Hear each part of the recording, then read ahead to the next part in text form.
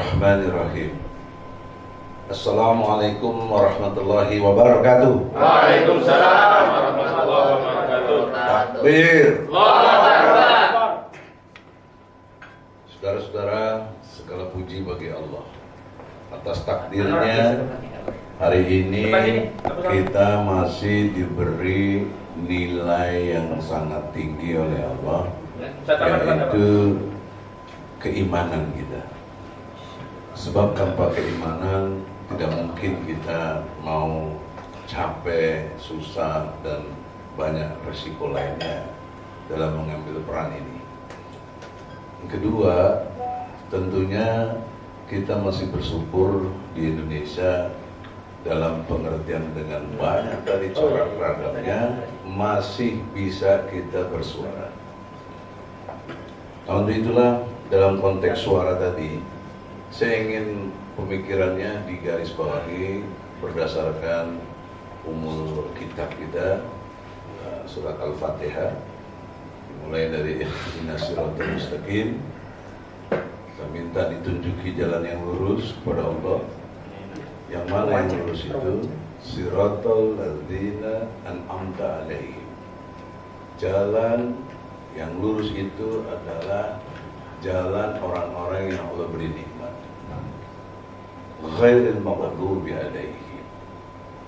Bukan jalan orang-orang yang dimurkai, lagi sesat. Waladhdallin. Ini setiap hari kita baca. Tetapi pendalaman aplikasinya kita tidak mempunyai persepsi yang sama, kesadaran yang sama, dan pentaatannya yang sama. Oleh karena itu, supaya bisa sama, mulailah dari satu persepsinya. Persepsi satu pemahaman lainnya saya memahami sebagai hidayah. Jadi orang dapat hidayah apabila pemahaman itu clear. Nah, untuk mengclearkan pemahaman, Allah memberikan garis yang sangat jelas, hak dan batil. Jadi dalam konteks Al-Fatihah itu orientasinya pemahaman apakah kita on the track di dalam yang hak atau kita dalam posisi yang batil. Nah, untuk itu ditekankan oleh Allah, kalau kamu ingin melenyapkan yang batil, maka tegakkan yang hak. Logika lainnya, tegakkan dulu yang hak, batil pasti hilang. Nah, dalam kerangka itulah, tolong everybody sangka baik dengan kami yang di sini, para advokat, tokoh, ulama, dan lain sebagainya, yang punya nilai untuk memperbaiki bangsa ini. Jadi tidak ada unsur kebencian, apalagi iri hati, apalagi kepengen diajak, atau lain sebagainya. Kami ingin menjalankan posisi Ihdinas Siratal Mustaqim, jalan yang lurus sebagaimana orang-orang terdahulu sebelum kita. Nah, dalam konteks Indonesia, sebelum kita ini ya tentunya para ulama di negeri kita ini. Tentunya sebelumnya lagi Wali Songo, ya, dan seterusnya yang punya nilai strategi sejarah. Nah, sejarah bangsa kita telah bersepakat, mau Anda suka atau tidak, menjadi sudah ketentuan hukum, namanya Pancasila dan UUD 45. Dalam kerangka itulah kita melihat apakah on the track sesuai atau tidak. Kalau tidak, berarti tidak Siratal Mustaqim. Saya kasih satu contoh saja. Sila keempat, kerakyatan yang dipimpin oleh hikmah kebijaksanaan dalam permusyawaratan perwakilan. Faktanya itu tidak dijalankan, bahkan dikesampingkan. Yang berlaku one man one vote, satu suara ya, untuk satu orang satu suara.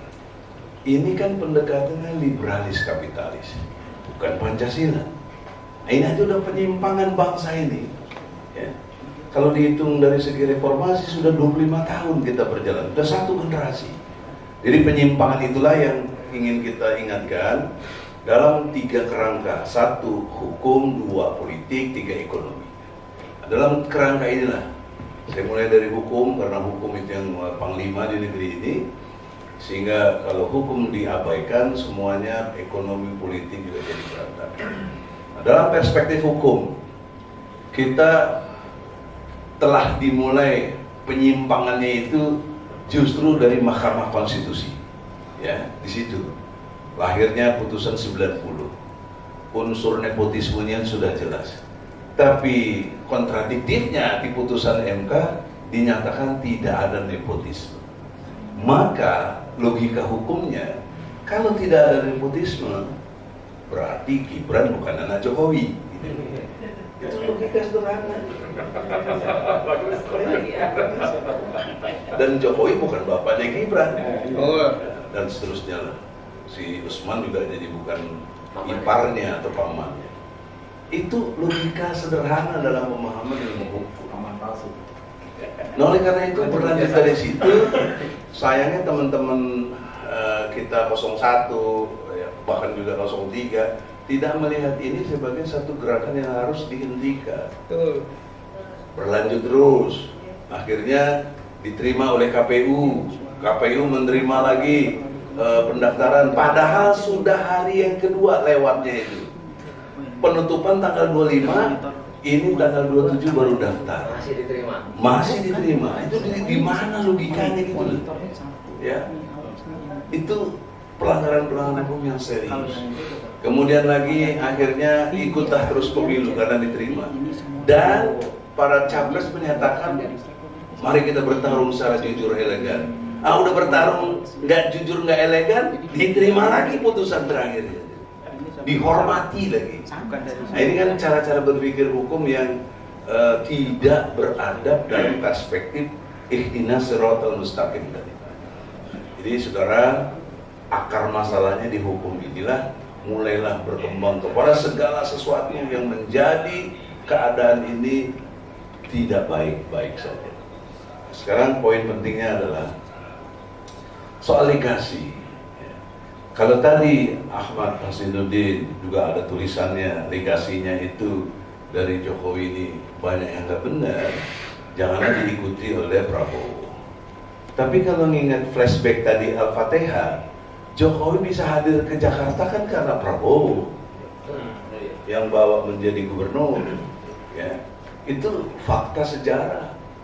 Jadi Jokowi itu legasi Prabowo. Sekarang Prabowo legasi Jokowi. Gitu. Itu suka nggak suka begitu. Kalau memahami Al-Fatihah itu keliru semua gitu. Alur sejarah. Nah, maka kita sebagai orang yang beriman tetap diajarkan optimisme dengan proses yang disebut dakwah. Tapi problemnya lagi dakwah dipahami seperti Adinda Ahmad sampaikan, justru dikriminalisasi. Nah, ini harus dipahami bagian dari dakwah untuk dekatnya kejujuran, kebenaran, dan keadilan. Maka pendekatannya harus objektif, sistematis, toleran. Baru bisa jujur, benar, adil. Nah, poin penting ini, tolong kalau boleh secara umur kan klaim Pak Prabowo udah jauh lebih senior. Jadi abang kita lah, Pak Prabowo, jangan sampai Anda yang melegasikan Jokowi, Jokowi sekarang melegasikan kepada Anda. Tolong dengan hormat, ya, supaya prinsip-prinsip amar ma'ruf nahi mungkar dalam ajaran Islam jangan dilanggar. Ini harapan. Ya, harapan kami kepada Allah, kepada Anda cuma menyarankan. Kemudian yang kedua, dalam perspektif Islam itu ada roja, ada khauf, ada rasa takut, ada rasa khawatir. Nah, harapan kami ini tidak akan terjadi kalau khauf kami tidak akan terjadi kalau harapannya dipenuhi gitu. Nah, jadi harapan yang mesti dipenuhi adalah dalam konteks hukum, penegakan hukum, jangan lagi menyimpang. Ya, kalau menyimpang juga izinkan kita dong berbuat. Jadi jangan ditafsirkan mengganggu. Jangan ditafsirkan mengganggu. Ini bagian dari kritik. Sebagaimana niat kami semuanya ini mengkritik untuk kondusif supaya negeri kita jauh lebih baik. Nah, dalam konteks ini kritik keras kita untuk konteks IKN coba digulirkan tadi referendum untuk Jakarta tetap ibu kota Indonesia. Nah, itu insya Allah kalau ini dimengerti oleh orang-orang yang betul-betul mau mencintai kejujuran, kebenaran, dan keadilan, pasti didukung. Nah, untuk itu dalam kesempatan ini fokus saya adalah mengingatkan, berdakwah. Kalau Anda merasa terganggu, keliru. Ya, kami ini kritik dan diberi ruang oleh Undang-Undang Dasar 45 pasal 28 huruf B. Sekali lagi, berkesadaranlah, tahu diri, jangan mentang-mentang karena manusia ada batas waktunya, ajal tiba kapan, habis semuanya itu. Semoga demikian. Assalamualaikum warahmatullahi wabarakatuh.